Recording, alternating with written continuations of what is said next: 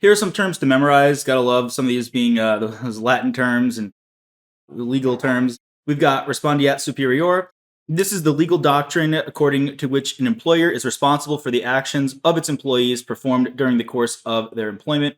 Now, these will come up throughout just varying situations. You'll just need to know what these are to answer the question.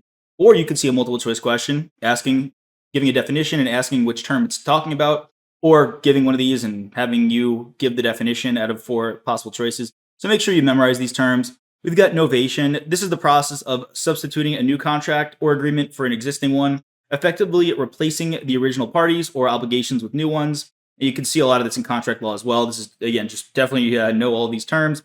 Ratification. This is the act of a principal approving or confirming an unauthorized act or contract made by their agent.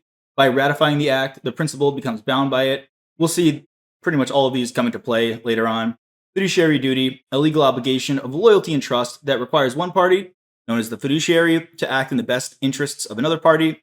Estoppel, this is a legal principle that prevents a person from asserting a claim or right that contradicts their previous actions or statements. And lastly, Scienter, this is a legal term derived from Latin. Yeah, we got a lot of Latin here.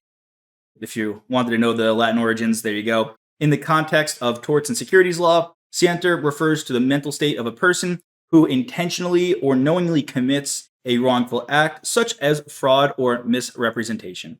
The presence of this is often an essential element for establishing liability in certain types of legal claims. So what's the importance of a lot of these? I'll kind of go back. Yeah, this is going to determine liability, determine if someone was actually actively trying to commit the fraud or the misrepresentation.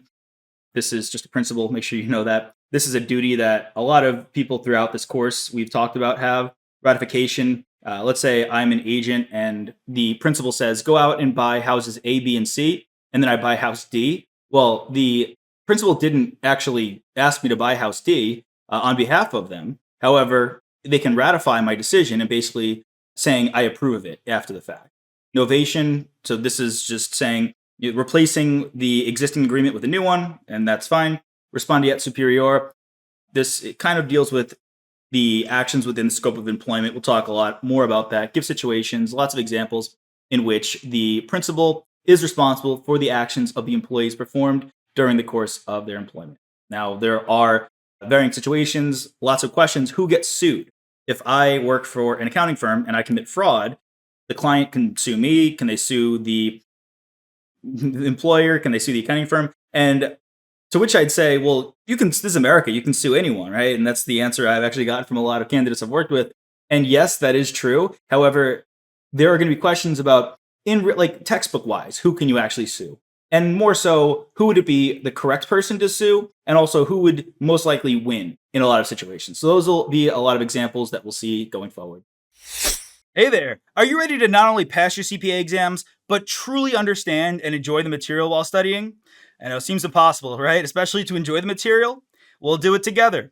Tap into the power of CPA.examprep.ai, where we've got personalized quizzes, multiple choice questions, memorization guides, flashcards, simulations, all tailored to your learning. Our adaptive study planning puts you on the fastest path to success and lifts you back up if you fall behind. Avoid wasting your precious time and money attempting an exam with a low chance of passing, because who wants that? We want to get you through this process as quick as possible.